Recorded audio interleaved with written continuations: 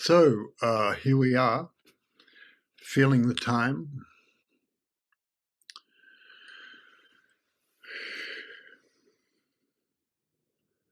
Enjoying the autumn. This is the last, I think these might be the last summer flowers. We'll see if we get a few more hot days, maybe we'll get more, but they're a little bit blousy and decrepit. This is kind of fun. The grape leaves are certainly peculiar. So here we are in the midst of our life and lives, and we're thinking of what is the way, the whole notion of a journey.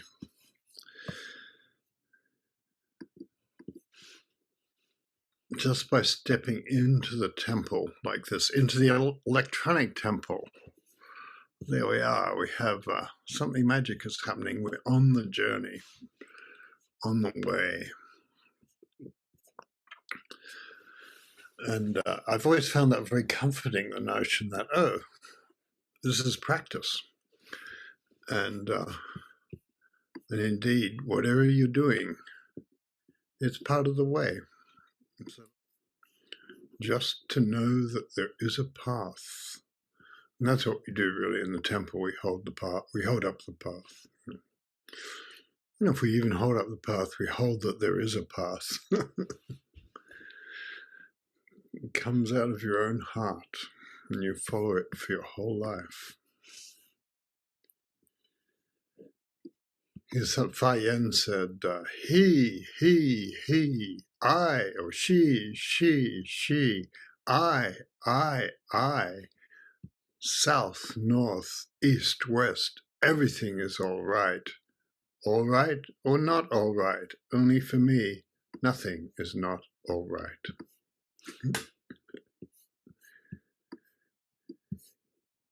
Here's a person whose enlightenment discovery was not knowing is most intimate.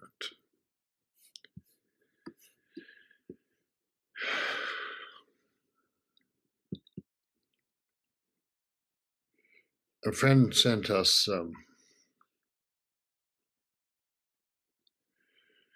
we have a couple of friends in the Isle of Skye. You have a couple of friends in the Isle of Skye. It's Alison and Peter.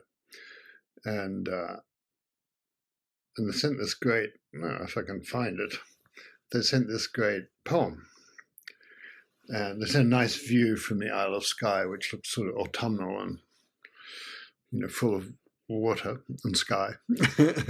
But here's the poem, it's Demetre.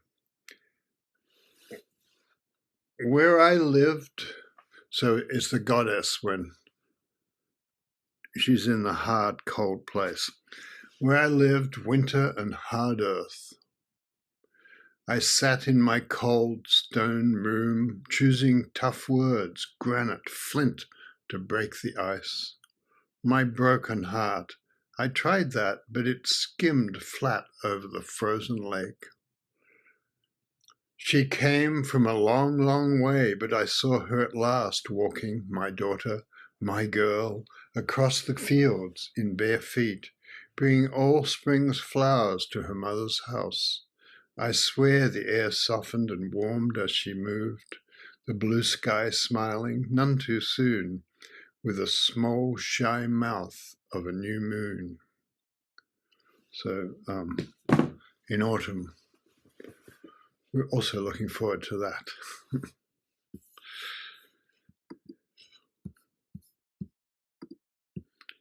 So, autumn is the season of poems, I think. Here's Po Chui, the great poet.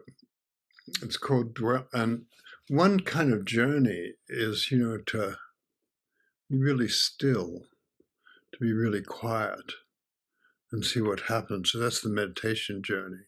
And, every time we begin to sit, the mind, it races around and then it's like a puppy or something, and then it doesn't anymore, and it just comes to rest.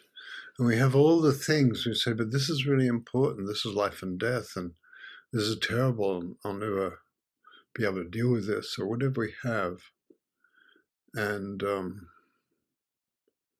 in meditation, it comes to rest. And what we have is the now, which is always with us. It's an amazing thing, but even the most difficult things bring that blessing.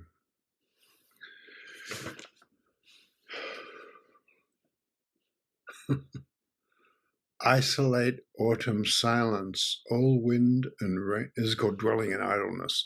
Isolate autumn silence, all wind and rain and visitors rare. The gate stays closed all day, and the courtyard cold and quiet. My white horse with its black mane and gold bridled was just sold, and Willow Branch with her gossamer sleeves went back home. I can browse through book scrolls when I want some sleep, read himself to sleep, and sipping at a splash of wine still starts me smiling a little. But my eyes are darkness, so I walk out into moonless nights, and such swollen feet mean no mountains climbed in spring. A mind of silence can't keep stillness from this noisy place. Impulsive change forgotten, it's all a dream of idleness, where yes this and no that, love and hate have vanished into thin air. Nothing left, just an empty life I trust to this world. The vast spaciousness. So everything we lose, every time we lose something, we discover something. Here's an Australian poem. It's an autumn poem, which is not autumn in Australia, of course, right now. It's called Flowering Eucalypt. Australians call eucalyptuses eucalypt. Flowering Eucalypt in Autumn. This is Les Murray, who died a little while ago, but he was sort of the poet. I guess he was the poet of his time for Australia. That slim creek out of the sky, the dried blood western gum tree. Eucalyptus are called gum trees because of the gum, the sap, the crimson sap that drips from them. The dried blood western gum tree is all stir in its high reaches. His strung haze blue foliage is dancing, points down in breezy mobs, swapping pace and place in an all-over sway, retarded en masse by crimson blossom. So it starts to flower in autumn. Crimson blossom, bees still at work up there, tack around their exploded furry likeness, and the lawn underneath's a napped rug of eyelash drift, of blooms flared like a sneeze in a red-haired nostril. Minute urns, pinch-sized rockets knocked down by winds, by night-creaking fig-squirting bats, or the daily parrot gang with green pocket-knife wings. Bristling food, tough, delicate, raucous life, each flower comes as a spray in its own turned vase. A taut starburst, a honeyed model of the tree's fragrance, crisping in your head. When the Japanese plum tree was shedding in spring, we speculated there among the drizzling petals what kind of exquisitely precious artistic bloom might be engendered in a pure ethereal compost of petals potted as they fell. From unpetaled gum debris, we know what is grown continually. A tower of fabulous swish tatters. In other words, more eucalyptus, more ragged eucalyptus trees. Fabulous swish tatters. A tower of fabulous swish tatters. A map hoisted upright. A crusted riverbed with upcountry showtowns. So, a lot of Australian references there, but like the big event in country towns was the fairground, the fair, the show, horse races and kids running around and Ferris wheels and things. So upcountry, and that's what eucalyptus is like. It's like an upcountry showtown. So it's fully, the huge, we've got a couple of a huge eucalyptus. If I look out my window, I can see, and if I look exactly at the right angle, I can see there's a big hawk's nest in it, and the hawks come and go, and And occasionally the owls try to compete for the nest because owls and hawks both need big nests, and owls just don't build nests, they just acquire them. But yeah, so there it is. It's a kind of showtown all by itself. Okay, and I'll just read a couple more poems, I think. I think there's a couple of things about the journey. If you're ever really lost, it helps to know that this is your practice, is happening now. And I noticed that in autumn, people just get lost, you know. You don't know, like, what is going on? And it's an interior thing too.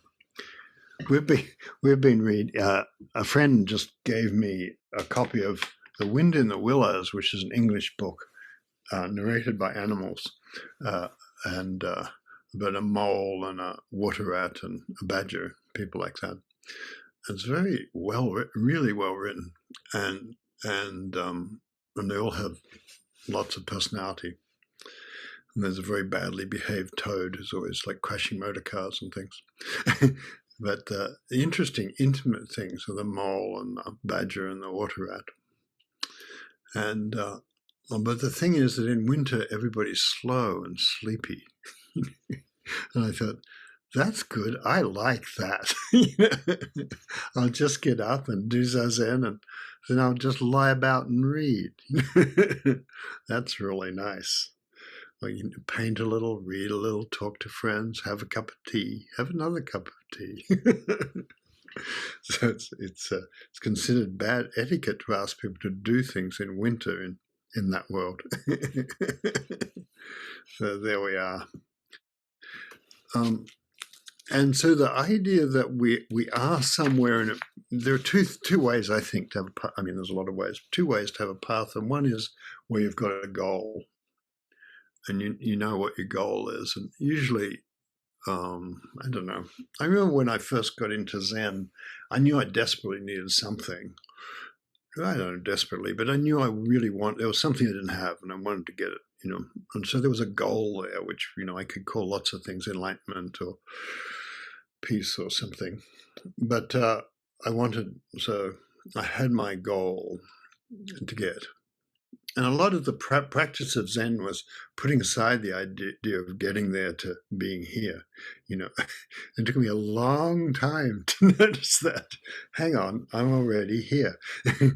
And that's kind of one of the hard ones, right? If you're spiritually ambitious, but spiritual ambition might be the worst kind. But anyway, if you're an ambitious person, just not rushing over your life, not rushing past your life is important. So to be here and let it blossom and open,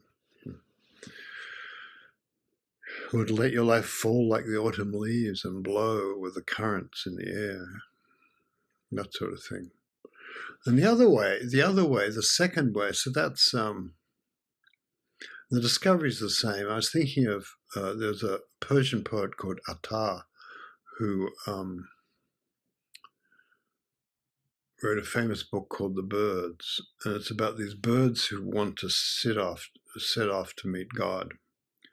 And there's, I don't know, 31 of them. There's 30 odd birds, and occasionally one will give up and leave, and there are all these reasons for not going, and all this theater of spiritual desire and defeat and so on. But they all keep going, and they're flying together in this flock, and they gradually, their minds get simplified by the journey itself. So that's what it is. So if you're on a spiritual path, it doesn't matter if your goals are foolish or your hopes are unrealistic, because it's you that's being changed. It's not the goals that are being achieved, you know. And so in Attar's birds eventually arrive at a place, and they're looking for, their name for God is the Simurg. And what they find out is that the Simurg is compounded of 30 birds. And so it's them. The 30 birds find God and realize it's them. So that's a kind of Zen thing, you know. It's like when Shui Fong was meditating on Tortoise Mountain with his friend, and he jumped up and said, "Today, Tortoise Mountain has become enlightened. It's not I have become enlightened. Tortoise Mountain has become enlightened." So if you have something difficult going on in your life, and if you're human, you probably do, and some of us just have hard things going on, and what it does is it removes the certainty from life. It's like Fayen said, "Not knowing is most intimate. I, she, he." A lot of focus on that, and all right, not all right, but for me, everything is all right. Everything is all right. So, and the other way is to just go into the now of things, and you notice it takes you there. Here's a William Stafford poem, which is, he's famous for this, but even so, I'm going to read it to you. So even though I'm sure you already know it.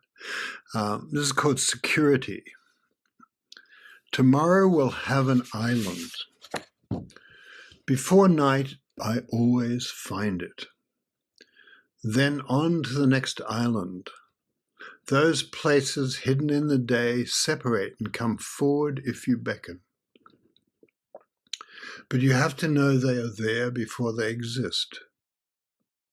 Sometime there will be a tomorrow without any island. So far, I haven't let that happen. But after I'm gone, others may become faithless or careless. Before them will tumble the wide, unbroken sea, and without any hope they will stare at the horizon. So to you, friend, I confide my secret. To be a discoverer, you hold close whatever you find, and after a while you decide what it is. Then, secure in where you have been, you turn to the open sea and let go. I don't know if you ever really decide what it is, but the idea that each day, we have to find, not the island has to appear, the island where we'll spend the night and start out from the next day. So that's Stafford, and here's another. I'll read this other Stafford, which again is pretty popular. And Stafford's a sort of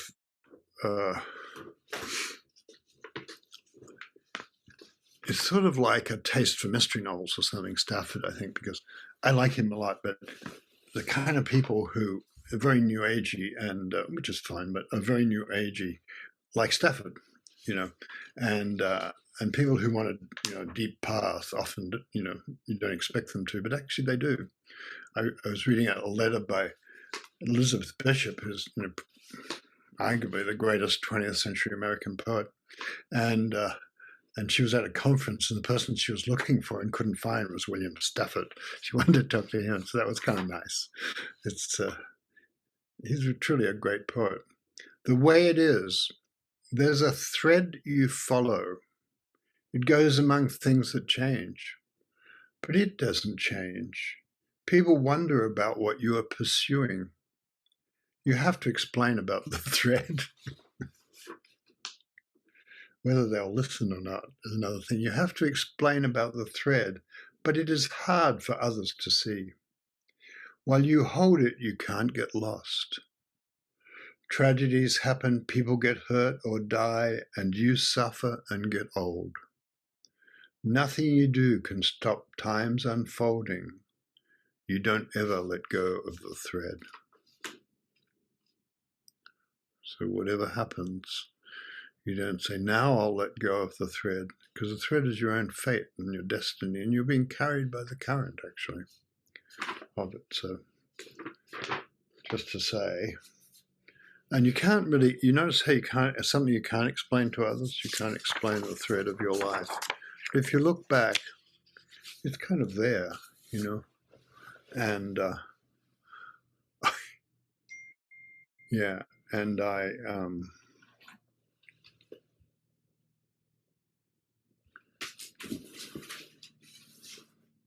trying to make an iPad work and I can't make it work, but it is pinging.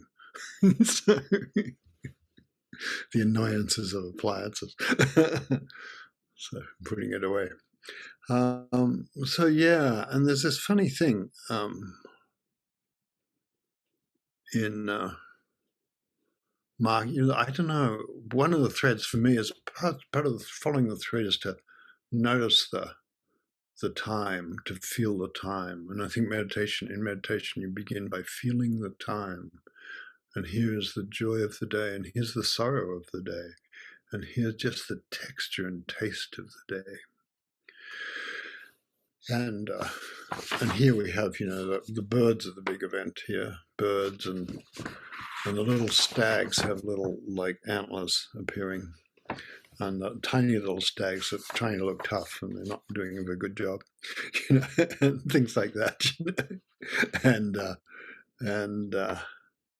the golden-crowned sparrows. There aren't many of them, but I hope more will arrive later. Just in from a far journey, skinny and singing.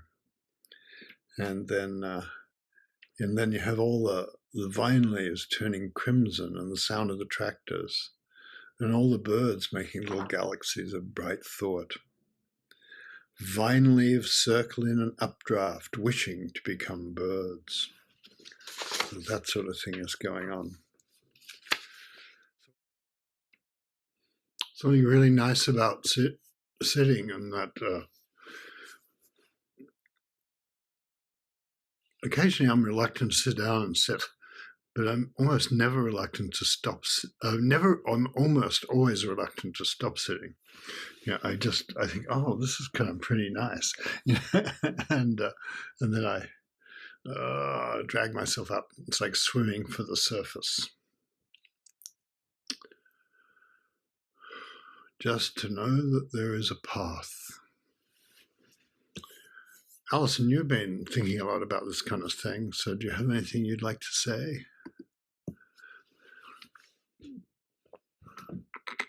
Oh, well, when I was sitting, actually, I was lying down on the ground because my body is really hurting.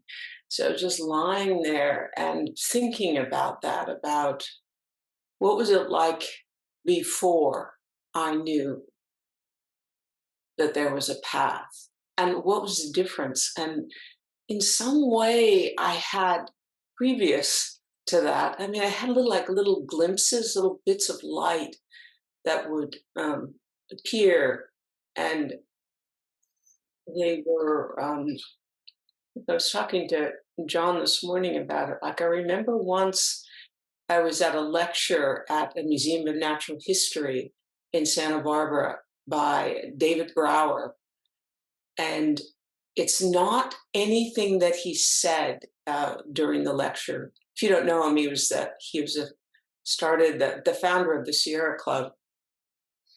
I think which he later renounced. He got mad at him. But there was a quality that he had, a quality of being that I recognized, where I think it was that maybe he knew there was a path. That's what it was. Something in him knew there was something larger than my own personal, I don't know. Like previous to that, it felt like I was alone in the world, and that anything that had any sort of goals or any steps I took would be for me alone. But the feeling of knowing there's a path is that I'm somehow part of the pattern of the fabric of things, the fabric of reality, I guess, the oak trees outside, or the morning mist. This morning, the fog was just so thick that all the trees were blurry and had lost most of their color. It was so beautiful. And I've been reading this book called The Geology of the Sierra Nevada because I was backpacking, in the High Sierra a couple weeks ago, and I got interested in it again. And it's a kind of poorly written book, and it's I don't know, but there's something about it that it speaks to the pattern of things. There are fossils they found in the High Sierra of bands of horses, small horses, and camels and mastodons. And this was from 100 million years ago. And then those horses and camels and mastodons became extinct. And the horses only returned when people brought them on ships from Europe 100 million years later. And I guess that's just to say that I could feel again, there's a path, the great pattern of things of not knowing where things come from or fall back into, but the great mystery of it all. And it doesn't seem so sorrowful that I too will become extinct. So that's all. That's it. A fossil of you in the high Sierras. Very good. We'll go dig it out. Tess, did you have anything you'd like to say? Was thinking about that poem at the beginning that Allison McCabe and Peter sent. And I guess when you're Demeter waiting for spring to return, it can feel like 100 million years that you've been waiting for, the girl to come with the flowers. And yesterday I was talking to a friend here. She's not on today, but she has a house right in the path of the storm in North Carolina. And she doesn't live there most of the time, but she'd heard everything that happened, but then there was a complete blackout, and she had absolutely no idea if the old farmhouse with no foundation that was built 100 years ago on, sticks and rocks was still standing, or if the family inside of it was still standing, or if any of the roads or any of the, and the word she kept using as we were talking was devastation, that there was a devastation to the place, but she was so terrified of the devastation she might feel if, what she feared turned out to be true. And I was thinking about this topic as we were talking, because it feels like there are so many instances these days in which that fear of devastation or fear of so many great things just is cropping up in every possible direction. And the path, knowing that there's a path, feels like this space that one can sit and learn to inhabit, that can tolerate the not knowing and can tolerate even the knowing of what's been lost. The mastodons and camels and horses that have been lost and don't know when we'll find them again, or people or lives or cities or apartments or all these things, but that can somehow hold that long arc, and that can also somehow face, to be with those things and to help where is possible and to not help where it's not possible. And there was some kind of stillness I could feel in me that we could begin to share together, that felt like it lives at the origin of this tradition, but of all these traditions that gets handed down. And I don't know, I just found myself very grateful that exists. So I think just that. Thanks. Thank you, Tess. That's it. Brian Hoffer, I don't know if you're back from Japan, but if you have anything to say, do you have anything to say? I think I'm still confused about how so many things have the change of culture and the difference in language and so forth. And it was really fascinating. And the unexpected things I can think about. There's this kind of public presentation of spiritual things that was interesting, especially when going through a neighborhood where we were staying was adjacent to the kind of like the anime capital of the world, cartoons and so forth, and then turning around the corner to find this beautiful shrine that was very public. It really struck me that it's kind of part of everybody's life. I think that's it. Thank you. That's very nice. I like that. That's nice, isn't it? The way there's always a shrine. Very good. John Joseph.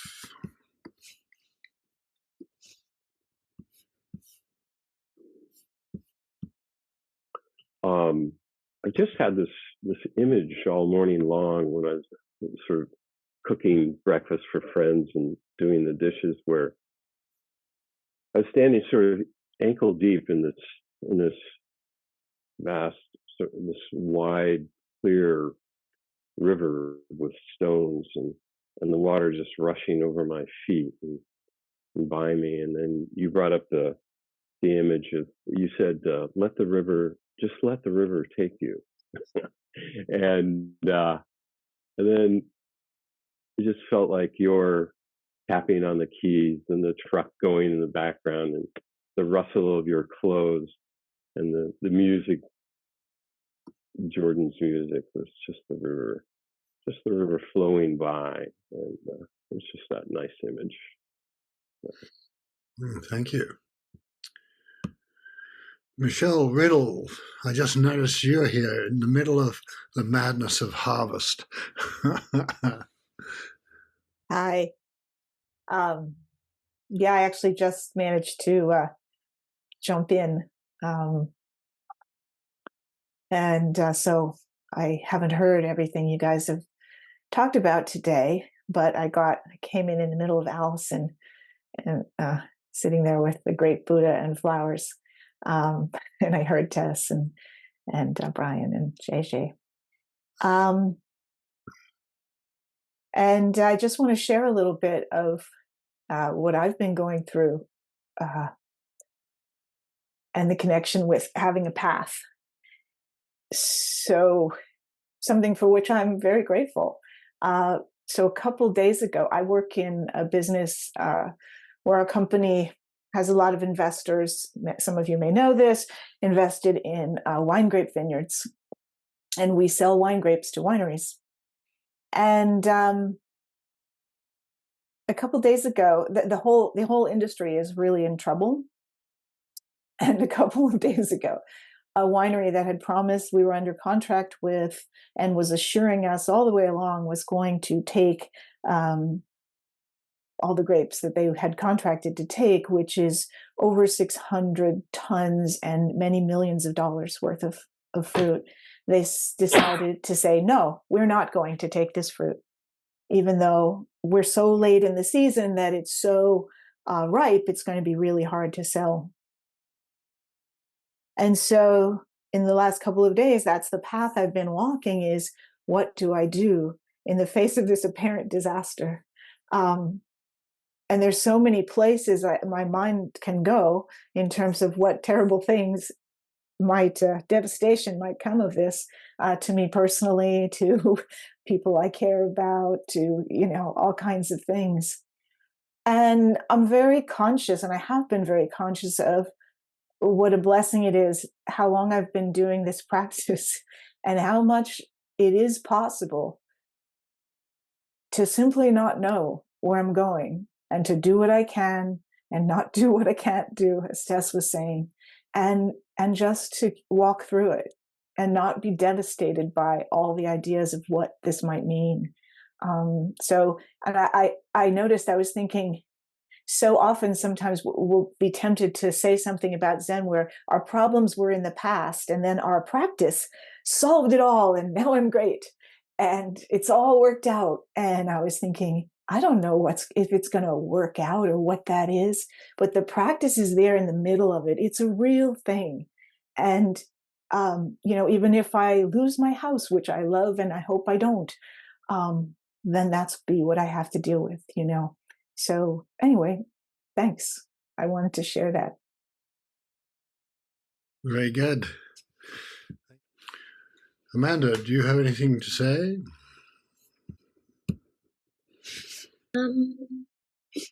Yeah, just I like to remember being on the path, and I find that it's really helpful with the stuff that feels a little bit more rough that comes up.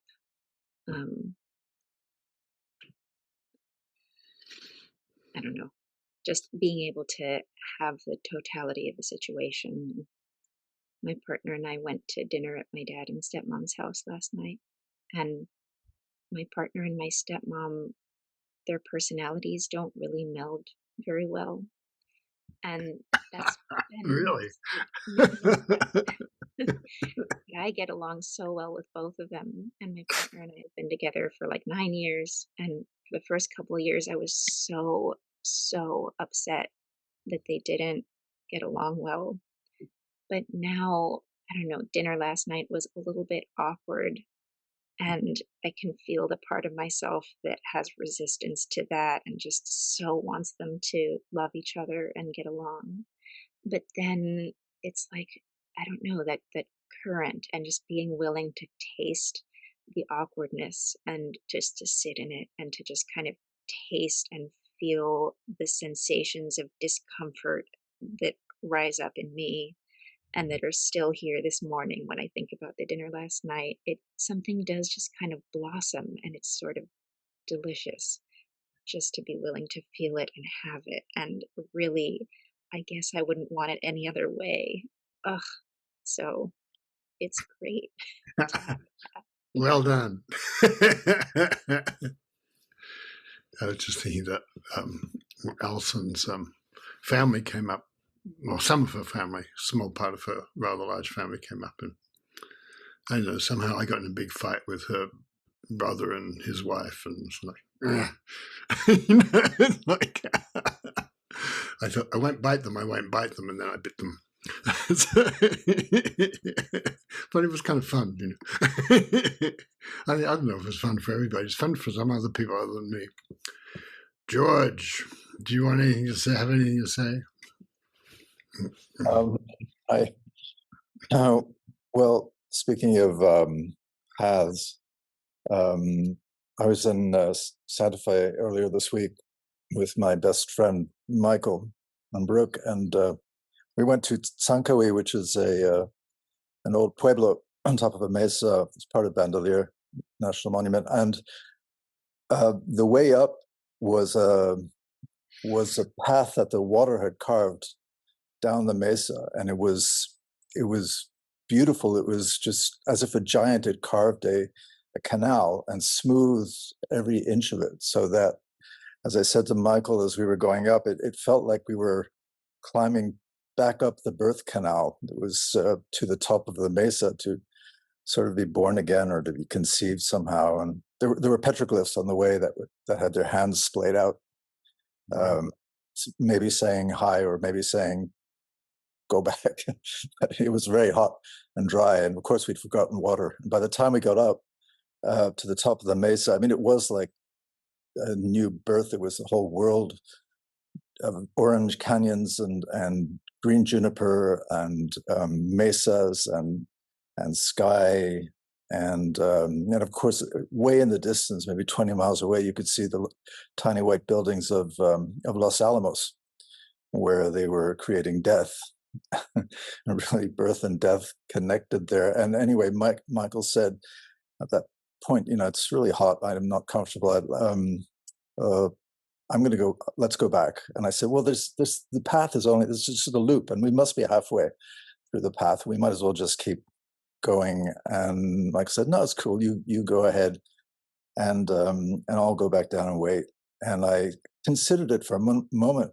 I thought, I've got to finish this path. And I thought, what am I talking about?